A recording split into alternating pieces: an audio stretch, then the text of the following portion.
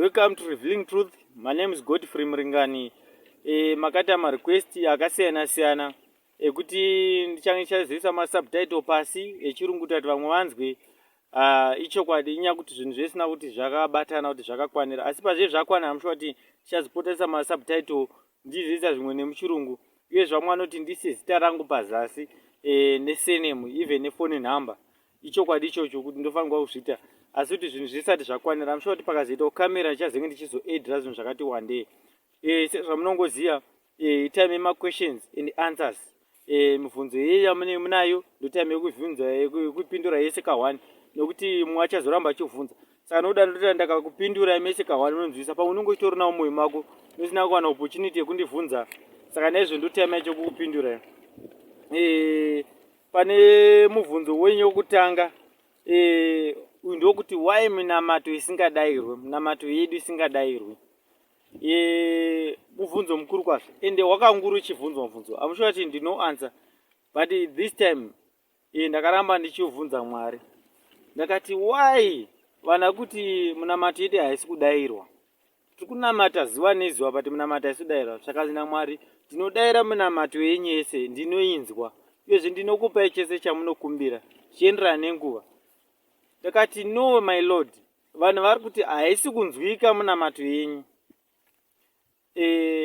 sekuimbisa kwandakaita kuti ndongokunzira chokwadi ndakangopiwa mhinduro inoti upi neupi uyo ari kufunga kuti haasi kunzwika munamato yake ngazvinamatire for kuti ndoda kurwara unoti anoita here 3 days asina kurwara ndakakudza kuti handikwanisi kuwedzera kana kudzora iyi ndiyo mhinduro yandauya nayo kubva kune musika wamakati ndisvitsire zvishemo zvenyu saka nokudaro adikanini ndine urombo sometimes ndoona kuswitcha off my phone nendine mataxi akawandisa saka nokudaro handizikwanisi kubatsira vanhu ndine hasha sezvo ndakanzi ndisaite ukasha vanhu vazhinji vanokanda museve zveshuwa kuda kundidefeata hakusi kunyepa vamwe vakatoti who are you do you want to take yourself to be God what is the difference between you and the other prophets so zvakawanda saka nokudaro kana zvaitika zvakadaro ndotombodzima foni yangu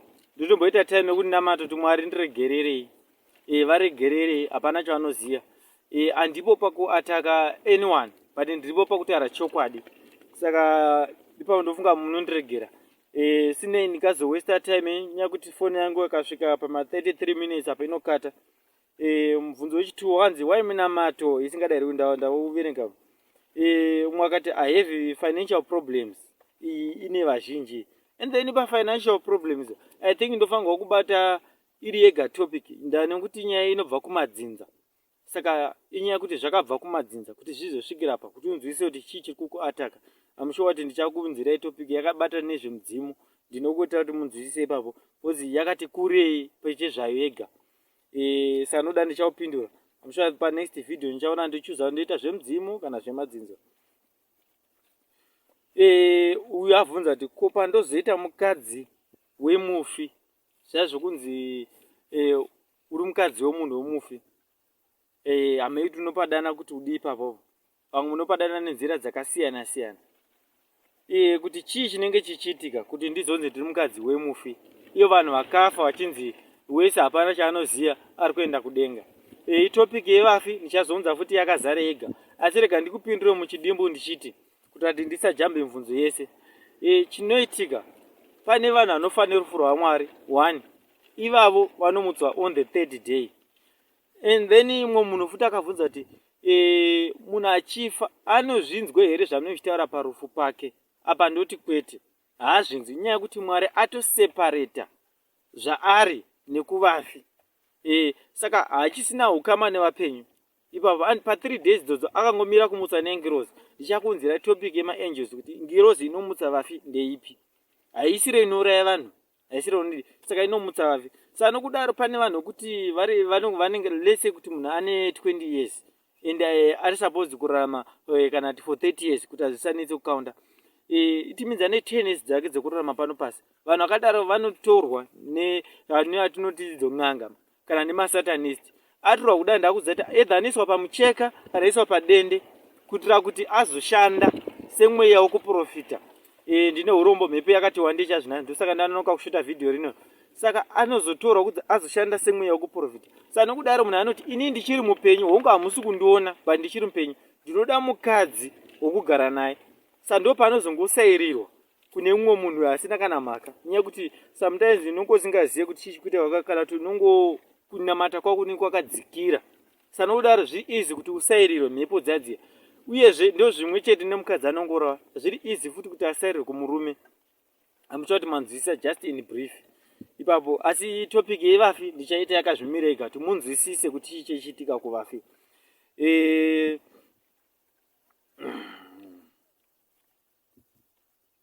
Kwanzi umwe avhunza achiti pane vanenge vachipenga vaita sekuti vari kuprofita but vanenge vaitotaura chokwadi. Saka munazve munhu anotodarika nemunhu ari kupenga aitokutaura chokwadi, zvinotovhunduka kuti ko chii chikuitika, right? Chii chichiitika pavanhu vakadai so, pane vanhu vokuti vanenge vakatumwa seni, right? Kana achinge akatumwa anoramba. Ndakakudza ndakaita time yakati rebei chaizvo ndichiramba, although ndichinyora zvese zvanenge chipiwa, pandakaita time yakareba ndichiramba kuti ndiwane kufasta because andasingadi chokuti ndidziprofite kana kuti kudi. That's why Mwari akazondipa that title kuti revelator, kuti ndichibva from a prophetic ndichienda kune a revelation, kuti saka muchiona zvandokunzirai zvinhu zvekuti hazvina mhinduro, zvinotoda spiritual. Uri wega wakada kutozvibvunza munhu anokuudza kuti wakupenga but unonga usiri kupenga, ndochida kuziva maansa. Ndo zvinhu zvokuti pakayangirirozi, asi zvinhu zvokuti pese ndaikura ndine mubvunzo kudai, ende vazhinji vandaigara na that time vaindiziva vaita kuti ndibvunze mubvunzo vachiti panoyangirozi dzaunoti vanana Michael, dzaunoti vanana Fana, vanoti vana Yakobi, vana Zedekaya, dzibvunze mibvunzo yatisingagoni kupindura. Sometimes vaitondinyorera pasi kuti padzinongouya chete bvunza mibvunzo yese ingapinduke. Saka ndo panowanika mhinduro dzese idzi dzamunovhunza, dzekuti chero akabvunza any prophet anokutaura kuti idzi mwanangu handizvizivi. Why? Because haana kupiwa that opportunity kana kusvika pathat extent yekuti azvipiwa. Saka nokudaro ndongoti inyasha dzaMwari dzekunipa ndisvike panapa pandiri. Doesn't mean kuti kuzvikudza.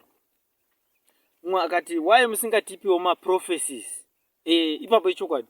Vanhu vazhinji they were expecting kuti I should give prophecies about your life, kuti so but no. Ini ndakati Mwari handina need yekuziva nemaprophecies because munhu nemunhu anoziva about his life, right? Handina time yokupinda mulife mako nditsvaga kuti chii chiri kuitika kwauri.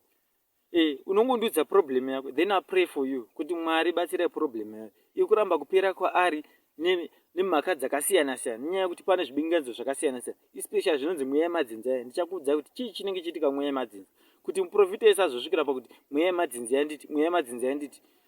Ndokuudzai topic yakazvimira yega iyoyo.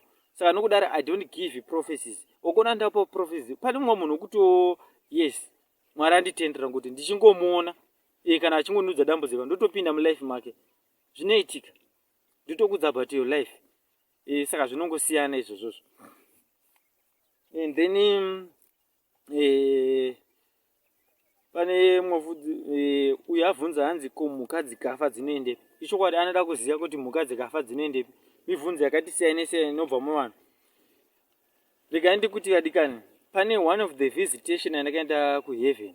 Ndichikuti I met a keeper wati kana muchitarisa pane rimwe vhidhiyo randakaita kare kare but ndichina madzokorodza nyaya yekuti maiti ane mhepo. Saka nokudarika ndikudzei chinoitika mudikani. Yes, ndakaona mhuka dziriko kudenga ende dziriko zveshuwa, dzese dzinofa dziriko padzinonogara kusingage padhuze nepanogara vanhu. Ndakudza kuti panogara vana pane river ranga ripo raiganhura side rinogara mhuka nerinogara vanhu, ende river iro haricrosseki and is there. Handizivi kuti Mwari akaisa mechanism ipi kuti mhuka dziriko hadzicrosse dzirikiro. Ndakashaya mukana wokutobvunzawo zvakawanda, nenyaya yekuti paunoenda nongo nezvinangwa zvako zvanongo wadanirwa by that time. Mwakabva abvunza achiti ko ivo vakafa kare vanana Abednego variko here kudenga? Ichocho chokwadi mudikani, munhu wese ariko kuparadise, inova second heaven.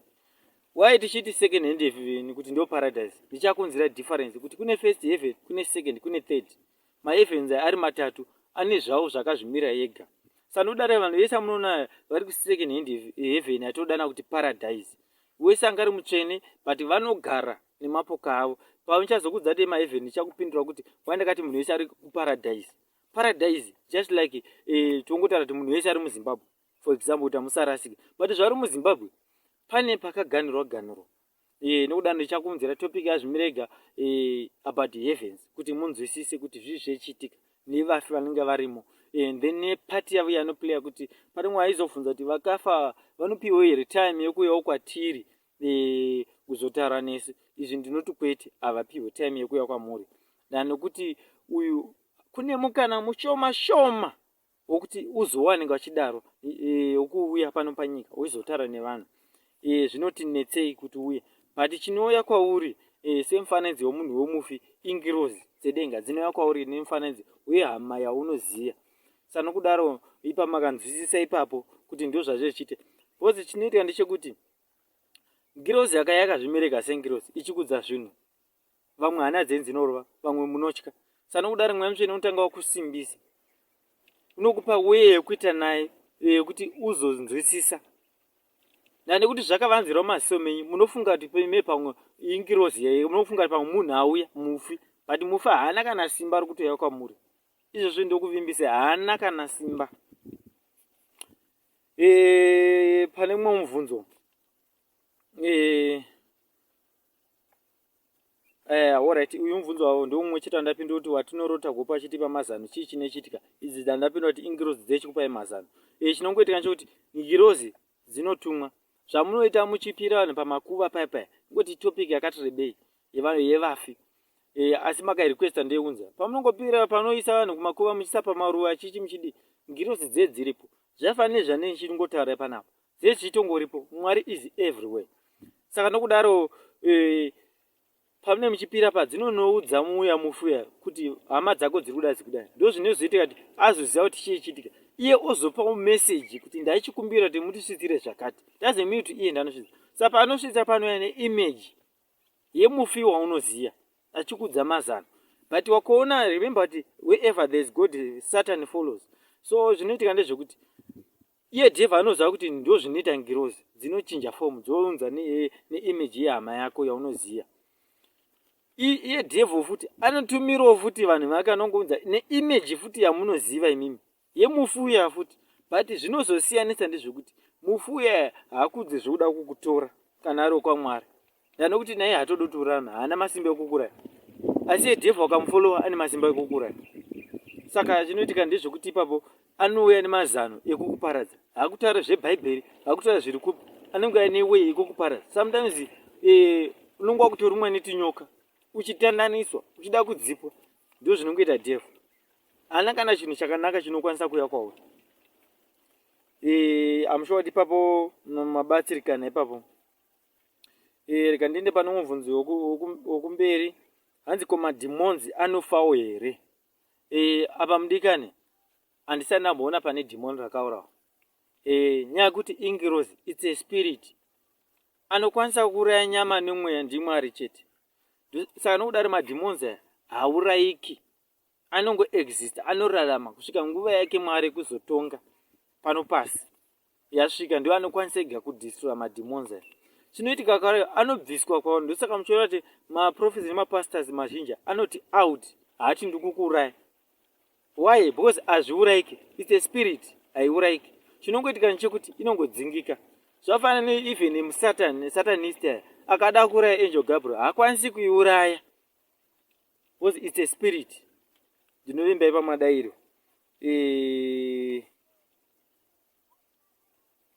Then ndakwenda pane mubvunzo. Mubvunzo indataura kuti akada kungofanana. Saka ita ndichichuza ndichiona kuti ndeipi imwe yandendasiyira ipapo. Uyabvunza kuti what is our purpose on earth, right? Uyu mubvunzo wakanakisa singaiti, nanokuti ndo zvinhu zvisingataurwa mumachurches menyu kuti purpose yako ndechii.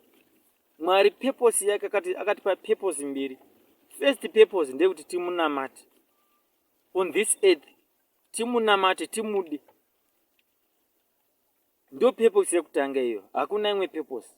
Tiverenge shoko rake tizive kuti anodei, tikuraramirei, right? Ndo purpose number 1. Purpose number 2, tidanane pechedu, tive nekuregererana, tizvininipise pamberi pake, That's the second purpose iripo. Pane mapurpose, pasecond purpose ipapo yekuti tinzwirane tsitsi. Hongu tinoshanda, samuchiona kuti tine mabasa akati siyane mukurarama kwatinoita. Mamwe madoctors, mamwe mapurisa, mamwe masoldiers, mamwe maprophets, mamwe mapastors. Tese tiri kunolinga kuna Mwari. Because purpose yake ndeyekuti timunamate, timude, tishandire, tisimudzire nyika, tiwane kurarama nevamwe zvakanaka. This is our purpose. Zvinongosiyana, just like me, kuti I even ask God, what is my purpose on this earth? Right? Purpose yangu ndeye kupreach about the end time. This is my purpose. That's why ndichikudza zvese zvakavanzika izvi. Ene muchaona kuti pandopedza about the visions, muchava neconclusion one yekuti zvese hazvina maturo. Zvese hazvina maturo zvepano pasi. Chikuru kumunamata. Sanodaro, my purpose ndeyekubringa ma-revelations ndichiconnecta to the Bible. Because some of you think kuti vanopedzera kuti maybe Bible dzinongori ngano, vanhu vari muBhayibheri vakafa. No, those people, they exist. Some of them want to have ngirozi. Saka ndo purpose yangu yekukulinga imemi neBhayibheri. That's my purpose. That's why muchiona kuchiti Mwari akandipa vision. Haregeri kundipa vision yemunhu ari muBhayibheri nezvaitika by that time. Kuti chii chaitika by that time. Because history repeat itself. Saka zvamuona zvinhu zviri kungoripita. Hapana kana chitsva kana chiripo. Chinongoripo chete chitsva technology yatingokura kuti this time ndakwanisa kungotaura nemi through online, ndikupreacha through online. But hapana kana chitsva. Zvinhu zvese zvinongori zvekare zvinongodzokorora. Hapana kana chitsva vadika. Vese munongona vachingoisa muBhayibheri vachingoshumira ndo zvimwe chete nenguva ino. Panongori nevanhu futi vakatongoma moyo. Even time ino yatiri ino. Vandoti cherevheri ngirozi dzakatobhuruka chacha mudeka achitodzona idzo kuti ingirozi havatobvumi. Maangels ese amunonzwa muBhayibheri haana kubvira afa. Anongoripo nanhasi, they still exist. If you believe in them, unomaona. Ndinovimba pawadikana mupanzwisisa. Saka purpose yangu haisi yekupa vanhu maprophecies. Number one, because ndakaramba kuti ndiye prophet. Ndakandava a revelator, a bearer of new truth. It's always inga very forgotten truth, kana kuti a hidden things. That's why ndichiburisa zvinhu zviri hidden. Because that's my purpose. That's why ndichiburisa machechi yese, mafake churches, mafake prophets. Because that's my purpose. Kuti ndidzosere chinamato chenyu chakurasiswa newakaipa pana Mwari. That's my purpose. And then ndakabva ndabvunza Mwari kuti munhu anoziva sei his purpose or her purpose. Zvika that person to know his or her purpose must fast for 21 days. Ndakambodza mumwe mudikana kuti fast for 21 days. And then akashamusa kati handifungi kuti ndingazvikwanisa fast for 21 days because I never fast even for a day. Right. And then you can find kuti someone else is 50 years. And then if you pray for that person, you can see kuti munhu haatomborina kana kurejeswa kudenga. Hako. Haana kutombonzi akanamata since akaya pano paearth. So that person anoziva here purpose yake yakawira pano paearth. Chii chiri kuitika? Ainamata machurches aenzi ana Mwari. Mwari anotaura kuti chero remember kuti panakataura machurches asina Mwari. Mwari akandoratidza machurches akawanda ese emuno muZimbabwe effect. Eworld ino. Achinamata vamwe achizviroora vamwe achirira nentimo. But mama musina kana Mwari, ngirozi dzedenga dzainge kurosa nepamusoro pavo. Dzisingambonzwi kana munyengetero nyaya kuti dzadzisina Mwari. Foundation yacho yanga kangobuilda nemadhaka. Yanga sina kana simende. Kana even dombo. So kwa chingori ngotamba zvanzi machechi ese aingotambawo zvawo but haana kana Mwari mukati. So that's my purpose. Ndovimba munonzwisisa apo. Kana uchidakuziva iyo purpose, fasting for 21 days. And then you know your purpose. Ndinovimba muri kubatsirikana ipapo. Kana kuti itopic yakati kurei yekuti ndoziva iyo purpose. Yakawira pati main purpose ndekunamata Mwari. Tingava tinoshanda, tingava tinodi. Main purpose ndeye kunamata Mwari. Bozi ndana kuti munhu wese anopiwa zvese akazviona zvese, munhu andakazviita zvese, every secret yese iri pano paearth, although Mwari asina kuzondipa zvake zvese, because ndinoshuwa kuti pane zvakati sarei, nokuti zvinondinetsa kuinterpreta madreams, so it means handakawana zvese. Asi dai ndazokwanisa kuinterpreta madreams emunhu anoreva so maybe pamwe dinchiti ndakuziva zvese, but Mwari akandipawo zvakati wandei zvisingazikanwa neruzhinji, zvandakazonzi ndizoburitsire kwamuri imimi kuti muzozviziva. Saka ndikuti bvunza mubvunzo wese unonzi hauna mhinduro, Mwari ane mhinduro, because anozviziva zvese. And then mumwe mubvunzo wabva abvunza kuti how big is God? Mwari wacho, how big is he? Mdikani, from my own experience, bvunzo wabvunza kuti how big is he? Pandoita anonzi 13 scrolls, muchaona aripo anonzi mavisions 13 scrolls. And then someone else ndaenda koko nichazoburitsa zvangu kuti nichazoburitsa kuti what is a scroll, monzisa kuti what is a scroll, and then chicha chirimo ma 13 scrolls. Mwari akanditora pandenge ndiri ndichinyora kana ndichiona mavisions, because in a vision unongoitonzi futi uone uchinyora. Saka nokudaro ndichinyora kudaro akandisimudza kundiendesa mudenga denga, zvekuti world yese yakadzoka kutange ground level. Chero munhu akapinda panenge wangomona, chero akaenda papa anenge, chero akavata anenge, ari kufamba ari kuuraya unongomona. Ndo zvinoita Mwari achimonita world yese, inodzoka kunge ground level. So imagine yourself kuti how big is he, right? And then the angels told me kuti zvigumwe zviviri zvaMwari izvi zvinokwanisa kudestroy world yese nekungoguma chete kuda, the whole world.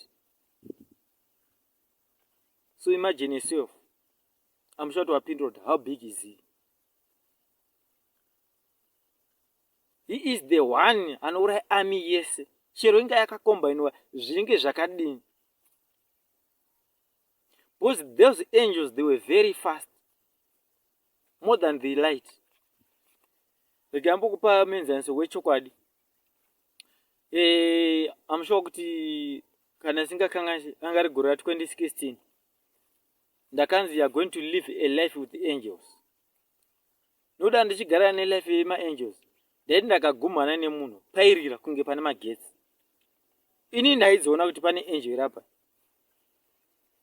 ndichiona even angel Michael, but kazhinji iyi inonzi angel Michael haiwanzi kutaura kana kuya nemessage kwete. And then one of the angel yaifamba naMichael yakabva nditi tiri muHarare, akabva nditi do you know kuti zvitema zvese zviri kuitwa munomu, bosi pamune muchifamba imimi muchipesana nadzo, nyaya kuti hamudzizivi, zichiona zvese zvamunochita, monitoring you each and every move. Zvakafanana nongotaura kwandiri kuti hakuna, they monitor me. Am I saying the truth to you? Am I lying? They monitor everything. Are you adding something? Are you subtracting something? They monitor me. Right. Saka nokudaro yakati do you know kuti chinoitika angel Michael always inofamba nesword, a big sword which is burning. Right. And that angel inoshandiswa mumachechi akawanda ane marevenge, because haina tsitsi, inoshanda for revenge. Right. And akazwa kuti do you know that this angel inonzi Michael can destroy the city of Harare within 3 seconds? Kuraya munhu wese arimo within 3 seconds. Nezvitema zvese zviri kuitwa. Because by that time ndasanda ndaudzwa kuti ndichitaura zvandiri, I kept on silent. I couldn't say. Vanhu vangari padhuze nevaishamisika kuti wazini ndichikoguma une magnet unorira, but havazivi kuti ndio zvinenge zviripo, ngiro dziye dziri pauri. Ngiro dzinogona kuita zvese, dzinogona kupfeka munhu kuti tangu wasvikirwa nemashavi, nekuti ndio mushando wadzaita muno muZimbabwe kare kare, dzichisvikira nesemashavi, kusvikira devil azopinza wake futi mademons akuitwa futi semashaviwa. Because devil chiripo pari kungonamata. Tinovimba ipapo muri kundinzwisisa. So I'm sure to wanzisa how big is God. No one can defeat God. Nobody. Chero munga forces yakadai, chero munga makanamata devil zvinenge, he will never defeat God. Ndichakunzirai vision about the end time. Ndatadza kuunza nhasi, ndiye ndachida kuunza. But chaitika yakakurisa. Sanodaro foni yangu inokatura panzira. Iyi inotoda nekamera. Yakakurisa. Because ndida kutoita ndichiverenga each and every word. Saka yakakurisa. Right. And then vamwe vakabvunza kuti, why is it mostly paunonamatira you always say kuti isa mukaka kana namatira mukaka? Right. Chii chichitika? There is a secret between that milk. Kuti tikuchenese mukaka unochenesa zvakawanda paupenyu hwako.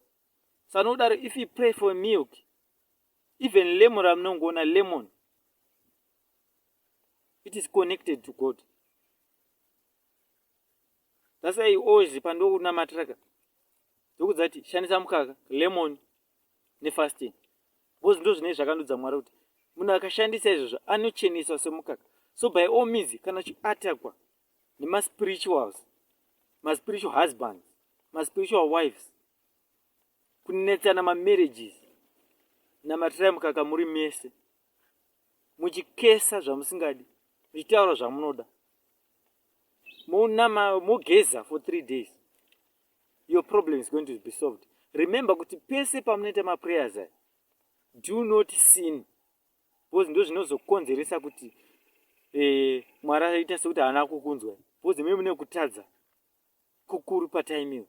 Saka munofanirwa mabuild a relationship with God. Unofanirwa kurarama each and every day as if it's your last day. Zvifunge izvozvo kuti weldini akanzi yaguma. Pari papo. Are you able to go to heaven? Are you? Kana uchiona kuti no. Nokudaro chinja. Ibvo watochinja. Asi kaona kuti each and every day ndokurarama chiheaven, world yakadestroya nhasi, ndinokwanisa kuenda kuheaven. Then you are home and dry. Ndo patoda kuti musvike ipapo. Asi nyaya yekupa ndikupe nhoroondo dzekuti ukuruwa nanhingi. Wozi vamwe vacho vatoti ukuruwa nanhingi vanenge vasiriyo. Why? Zvakangofanana nekuona chitsiga usiku kana even gwenzi. Unoriona ngeri kufamba, but harisi kufamba. Inongori mhepo chete pakungosvika kwako. Asi ukazozoda padhuze ndozoona kuti aiwa iri gwenzi iri, haisi kana mhuka iripo.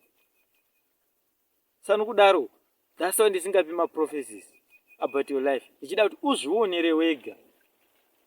Iwe gando unotozondudza kuti ndikuriswa nemwe yakati zvinhu zvikudai. Then I can help you to pray. Right. Kune ava vanoda maprophecies, I'll connect you to many people vanofara zvokupa maprophecies. Dzimwe dzacho hama dzangu dzinotofara kutopa vanhu maprophecies. They are also prophets. Ndaka-assess, ndakaona zveshuwa kuti vakatumwa naMwari. Tine mafunctions akawandisa.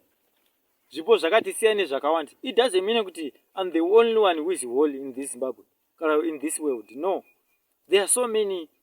But chinozoitika ndechekuti vakawanda kuda hauchazivi kuti which is which. Uyu ndoupi uyu, ndiye wechokwadi, ndiye wekunyepera. That's why Mwari akandunza pano ndine purpose yekukuratidza kuti wakaona adai so ave wenhema, ukaona adai so ndiwe chokwadi. Varipo zveshuwa vanhu vanotoita zvokutonamatira vanhu, zvokubvisa vanhu zvinovarwadza, kana kuti mweya zvikwambo, varipo vanotokwanisa kutibvisa. Vakatotumwa naMwari. Asi varipo futi vadhevha vanotozviitawo futi. Zvakangofanana futi nezvozvo. Pati chinozongoitika chete chekuti result yachona ndeipi yazobuda.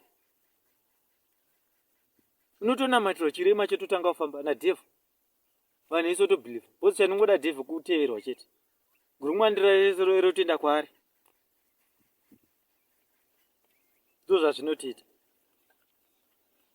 And most of the prophets are somebody in the name of Jesus, in fact. That's another secret. But in the name of Jesus. And then if you hear kuti Jesus, haunyatsoonzwa kuti zvinonzi kudi. ufunga kuti maybe ati in the name of Jesus. Ndinotoseka vanhu vazhinji anoti we've been in Nigeria. You don't know your purpose. If you know your purpose, hausorofamba kweso. If you know your purpose, haubve pamba pako uchienda ndiri kuenda kunotsvaga muprofita nhingi kunyika dziri kure. Iye Mwari arimo munyika mako, iye Mwari aripo pauri ipapo achikwanisa kukunzwa. Know your purpose. Wakawirechi pano panyika? Kuzotsvaga maprofita here? Kuzotsvaga mamiracles here? Kuzonzwa shoko rake here? Kumunamata here? Kuzoroya vamwe? Kuva negodo? Kuva neruchiva? Kuzoita upombwe? Wakaikira waziva purpose yako yakawira pano pasi, haufi wakarasika. Nekuti dzimwe mhepo dzese dzingoripo mazuva ano idzi inyaya yekusaziva purpose yako uchikura. Wakaziva iyo purpose, haufi wakarasika. Wakanamatira Mwari kuti I want to know my purpose, anokuratidza purpose yangu yepano pasi ndichirarama. Purpose yangu yekudenga ndeyechi? In heaven, just like me. I said handiende kuvana veni chivataura kana ndisina information yakazara, ndisina every answer to every question. Ndanokuti vakandibvunza chete chimbomira ndimbonotanga ndadai. No. Ndofanirwa kuvapindura zvane ndaudzwa nemi. Saka panova every ngirozi yese ndaibvunza mibvunzo kuti right, imuri angel Gabriel, matumwa naMwari kuti mundidzidzise right. Pane malesson anoitiswa nengirozi. That's why muchiona kuti handina mubvira ndaenda kuchikoro chekudzidza about the Bible. Ndandisiri munhu wekuti aida Bible rokuti kuverenga Bible as much, asi ndangozati kuna Mwari right. And then Mwari akatanga kutondudza zviri muBible. Andoudza kuti pane vazhinji avo vanotoziva Bible vekaMwari, vanotoziva Bible kukudarika. Vachakubvunza mibvunzo yakawandisa because they know Bible but they don't know me right. Vekwadhevha futi varipo futi vanoziva futi Bible zvakanyanyisa semuziro unongoita futi wakaMwari. Nokuti dhevha anoticha vanhu vake futi Bible kutodarika izvi. So you must know your purpose. Namatira Mwari about your purpose. Ndo lesson hanhasi. I'm sure kuti phone yangu yakunokata, but I'm sure kuti you have learned something. Once you know your purpose, you are done. Nenda topedza nemi. Hapana chimwe chane chada kwamuri. Moyo yenyu yakangochena chete semazai echando. Handisina kana wari nemi.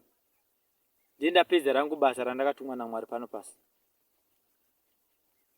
That's why akandipa mastages. Kuti wakapfuura mastages aya 5 ndakukutora ipapo pasi nongwapedza basa rako. Saka ndiripo pakumira nguva yangu. This is another stage of my life yandiri kuita. I thank you so much nonditendera kuti ndidaridze stage yangu. Nekuti handizobvunzwi pamusoro penyu kuti handina kukudzidzisa here. Kachinge ndakudzidzisa izvozvizvi ndinanaka, ndinoenda kudenga ndakafara. Nekuti ndiye ndarwa kurwa kwakakukuru, kurwa kwakanaka kwepano pasi. Zvizhinji zvinouya pano pasi zvonofanirwa kuzvikurira. Ndikuyambutsei, ndikupe makizi ekuheaven sekutaura kwakaita Jehovha kuti ndichakupa makizi auchapa upi neupi anotenda mushoko ravanenge vataura. Saka ndo makizi achandiri kukupai. Haisi nyaya kuti kuenda kuchechi ungosvika kuchechi utanga kuparidzirwa nzi utanga kuimbirwa nzi kupa kune mufaro unokunda kugamuchira. No, dzidziswa nezveshoko. Jehovha akatiunzire chii pano pasi? Akangotunza tingogara chete here, tichingonyana tichingotukana here? Handizvo. Kuti tipe mari here, kuti vaprofita vapfume kutidarika, tirambe tiri varombo, tirambe tiri matambudziko. Pane mumwe mubvunzo akabvunza muteereri akati ko Mwari anondipire muedzo wasingazivi kuti handiukwanisi. Angari mubvunzo wakabvunzwa nemwe muteereri. Then ndakati Mwari haambofakawo pamuedzo. Chinokupa muedzo chete ndidhevhu. Dhevhu ndiye anokuedza. Wose anozati pana Mwari ndinoteera ipapo. Unoti iye angada kuona kuti aishuwa kuti uri pana Mwari. Kana kuti hausi. Saka nokudaro anokupa muedzo wokuona kuti unokunda here. Saka muchiona kuti vakadzi vanowanda. Ende rega ndibve ndakupindura ipapa. Please do not tempt me. Ndikakumbirisa hangu vanhukadzi. Do not tempt me. I'm married. Once manditempta, that gift yakaenda kwandiri. Who can help these people? So do not tempt me, please. I beg you. Do not tempt me. I know what many people want me about this woman. And it's true. Aumbofa ukana simba ringe rimandiro wakavata nini. No. Rather rinongo chito weekend inini. Ndinde chitodzikira. Handizokwanisi kunzwa shoko rese randapiwa kwamuri. Saka please. Musavate nemaprofitesa munoona. Hapana kana simba rechimboripo. Wakotoona muchivata navo vachiramba vane simba. Harisi rekwamwari. Rekwamwari rinodzikira. It means I have to fast kutoti Mwari ndiregerere. Ndaita cheupombo. Kachinge ndadaro ndokuti ndizokwanisa kuzodzoka kwamuri. Ndozopiwa zvemamwe futi mavhizheni. But makaramba muchiwanda muchingoti maybe ndotiwane simba rake. Hapana simba rame muchiwana. Ndinde chitodzikira. Saka naizvozvo ndofunga pama panzwisisa. Panongo futi aibvunza achiti why is it uchishutira unoita kunge kusango. Ya ndichida kunhu kune peace. Kokuti ndinowana kunyazotaura nemi zvakanaka ndakasununguka. Ndisingamhanyi chitaura word by word kuti rinzwisise. Noti chikuru kunzwisisa. Ndakaikira ndadarika topic ndatoidarika. Zvokutaura zvakawandisa, mavisions akawandisa. Saka ndichimhanyisa netime. Saka ipapo ndinokutenda ipapo makapanzwisisa. Kwanzi tine muprofita ari kwedu anoita zvekuhaka mweya wemufi. Chii chinenge chichiitika? Vadikani, hakuna munhu anohaka mweya uri kudenga. Inonge wapiwa simba rinenge. Kana ini chai baba vangu vakasheka, but handina simba rokunohaka kwatura kuunza pano pasi. Handina simba rakadaro. Saka ndinokutaura kuti munhu anenge ari a force. Remember ndakakudza kuti ngerozi dzadhevhu dzinongotaura semufi futi wamunongoziva. Sababa wenyu, sihama dzenyu dzamunongoziva, satete vako. Exactly. Ototanga kutotaura. Motozotenda. Chiripo chetu dhevhu anoda kutendwa. Yes, mazvona. Ndosaka muchiona kuti vazhinji vanhu anofara kuti vari muchechi vaita mamiracles. A prophet. Anoti watch this. Achidai soroko. Watch this. Kupa attention. Kuti uone zvandiri kuita. Simba raMwari harifi rakadanza. Hakuna simba rakadaro rokunzi watch this. Kana kukava bhutsu munhu achidonha. Hakuna simba raMwari rakadaro. Makangoona zvinhu zvakadaro ziva kuti munhu iyeye haasi wokwaMwari. Ndinovimba pavo muri kudzidzisika zvakanaka ende mukuzvinzwa.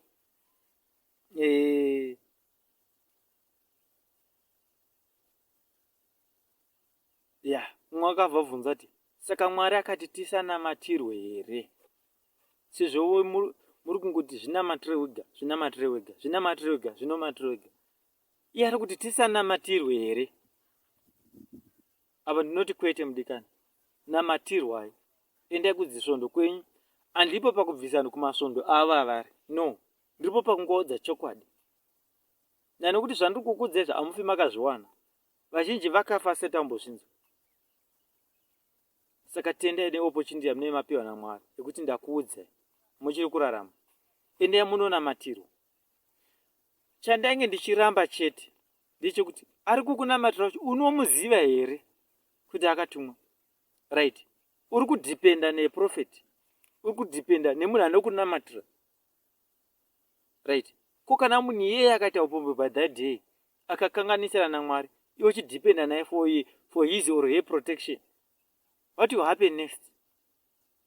It means you are going to be attacked, you are going to die. But wakadhipenda naMwari haumbofa wakatakwa each and every day, unorarama upenyu husingaperi, even murufu. Ndisandichi kuti musadhipende neprofeti, because munhu musagwadamire profeti achipinda muchechi, just like me. Musandigwadamire,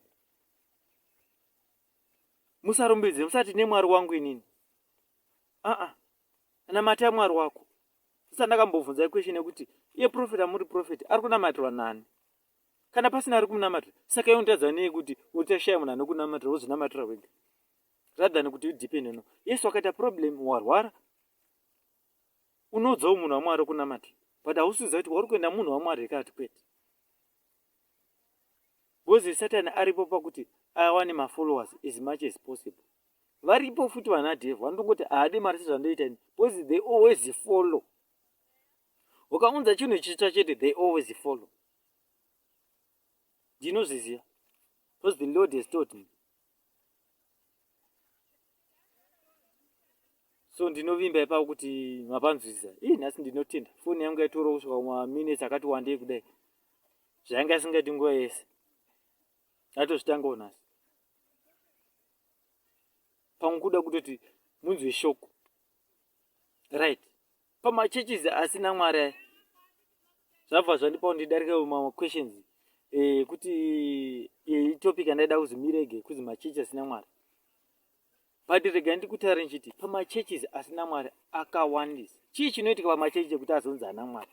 Mamwe achona ane mishonga yakacherwa. Pamunopinda napamunoti pamagedhi pane mushonga wakacherwa nemukuru wechechi kunzi udane vanhu. Hana kuchera mushonga wekuti udane Mwari, asi wokudana vanhu kuti vauye muchechi vakawanda, pane gungano rakawanda. Mumachurches acho amunotenda pamusiwo pega pega pane nyoka dzichikunanzva. Once wangonanzva chete nenyoka idzodzo, you are doomed. Hapasina kana kudzoka kwauchaita. Chero takakudza zvinengei, chero takadii, unongoti my papa is good. Ava ndo vanhu vandakaona vakasungwa nemucheka yeredhi. Zvakanzi vana hapana kana kumwe kwari kuenda, kungonotsva chete. Ava achatodzoreki, vakangofanana nemagei. Hakuna denga remagei, hakuna. Ndakatarisa, hakuna denga remagei. Once you are gay, you are doomed. Hakuna denga racho. Nzwisisai zvinhu izvi, handife ndakakunyeperai. Ndinoziva ndinotadza ndiri munhu, asi Mwari akandipa chipo chikurusa chekuti ndiyambudze upi neupi anotenda mari. Iva unotya uyu wega anouraya nyama yako nomweya, kwete anorarama. Zvese zvikuita zvemagei izvi, it's a way yakaintroduced naDevil. Zviripo pa13 scrolls. I saw those visions. Vana vadiki vachidana vanhu vakuru, vanhu vakuru vaidana vana vadiki. Then you can say kuti uri kunamata mapastors achiroorana vavega vachikurudzira vanhu kuti itai magei, itai malisbon. Then you can see kuti this world yakutonoguma zvechokwadi.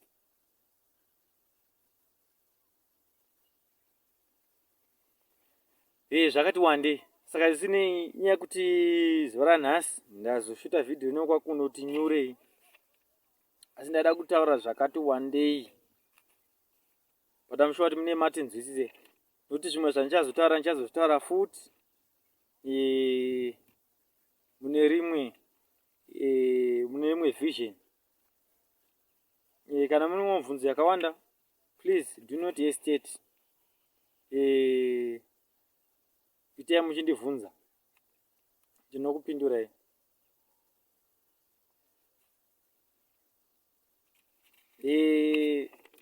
pane mumwe andibvunza achiti, pane mubvunzo nandajamba, hanzi ko ndinorota hope dzichiitika zvechokwadi, chii chinenge chichiitika? Ukatoona hope, hakuna hope dzinana dhevhu dzinoitika zvechokwadi, zvichitobva una Mwari.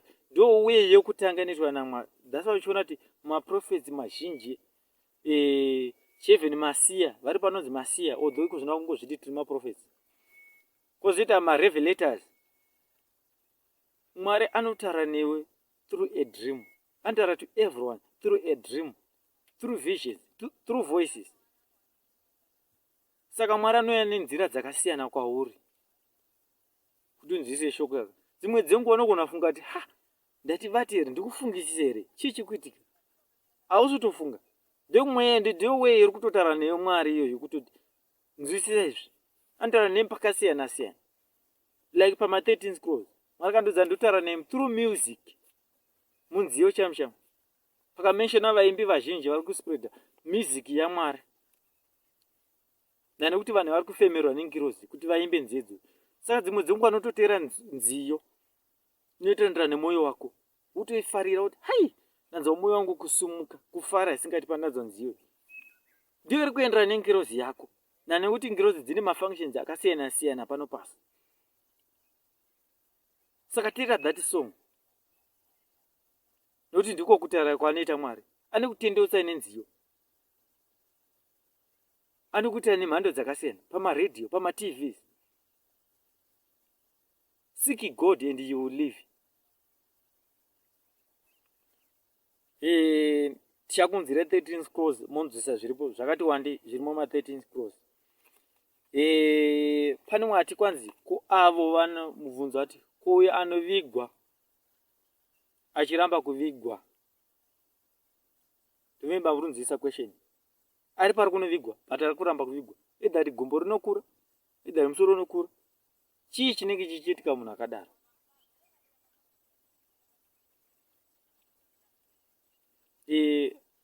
Ndichagona kukata rino video because nyaya kuti kwakudarika vanhu.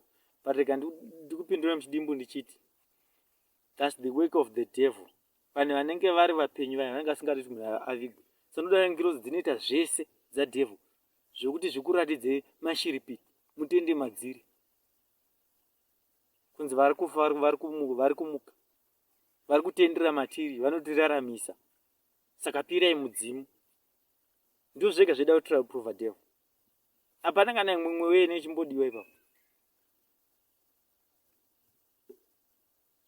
Saka ndinokutenda ndifunga mubvunzo yanhasi yatiperei. Thank you so much and goodbye.